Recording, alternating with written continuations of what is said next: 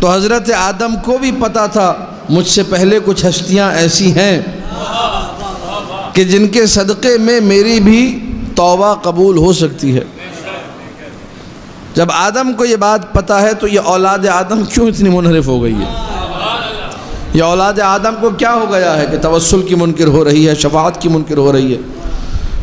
یہ لوگ کمال کی شناخت ہی نہیں رکھتے۔ حتیٰ بسا اوقات اپنے شیعوں کے اندر جو اپنے آپ کو بڑا براڈ مائنڈڈ اور بڑا انٹلیکچوئل اور جنٹل مین سمجھتے ہیں، ان کی آپ باتیں سنیے، بس اللہ سے مانگو۔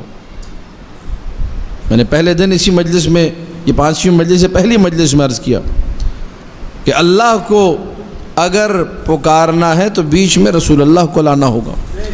قل ان کنتم تحبون اللہ فاتبعونی۔ اللہ نے یہ نہیں کہا کہ تم اگر مجھ سے محبت کرو گے تو میں بھی تم سے محبت کروں گا، نہیں نہیں نہیں نہیں نہیں۔ اگر تم مجھ سے محبت کرو گے تو پہلے تمہیں رسول کے پاس جانا ہوگا، پھر میں محبت کروں گا۔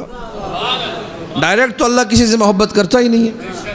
اگر تم نے مجھ سے محبت کا دعویٰ کیا ہے، مجھ سے محبت کرتے ہو، پہلے رسول کے پاس جا کر دکھاؤ۔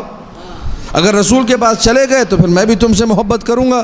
عجیب یہ ہے کہ رسول بھی رکے نہیں، کہنے لگے جھوٹا ہے وہ شخص جو کہتا ہے کہ میں محمد رسول اللہ سے محبت کرتا ہوں اور علی سے محبت نہیں کرتا، پہلے علی کے پاس جاؤ پھر میں مانوں گا۔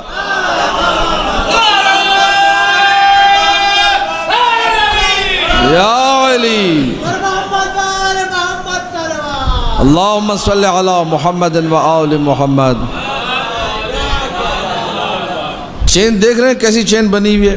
کذب من زعم انہ یحبنی، جھوٹ بولتا ہے جو یہ عقیدہ رکھتا ہے کہ وہ مجھ سے محبت کرتا ہے۔ وَيُبْغِضُ هَذَا أَيْ عَلِيًّا، اور اس سے اشارہ کر کے کہا، اس سے یعنی علی سے بغض رکھتا ہے۔ علی کا بغض اور محبت رسول، یہ دونوں چیزیں جمع ہی نہیں ہو سکتی۔ علی سے محبت ہوگی تو رسول سے محبت ہوگی، اور رسول سے محبت ہوگی تو پھر اللہ سے۔ یہ پورا ایک سلسلہ بنا ہوا ہے۔ خدا کا شکر ادا کیجئے کہ ہم لوگ شیعہ ہیں، خدا کا شکر ادا کیجئے کہ ہم لوگ موالیان حیدر کرار کے گھر پیدا ہوئے، ورنہ اگر کہیں اور ہو جاتے تو نہ جانے کیا ستم ہوتا، کن مصیبتوں میں ہوتے، کن ظلمتوں میں ہوتے، کن پریشانیوں میں ہوتے۔ آل محمد سے جو بھی دور ہے وہ بدبختی میں ہے۔ جو آل محمد کے قریب ہے اسے پتہ ہے رحمت کیا ہے، اسے پتہ ہے خیر کیا ہے، اسے پتہ ہے برکت کیا ہے، اسے پتہ ہے کہ کائنات میں ہر بھلے کی چیز انہی کے پاس ملتی ہے۔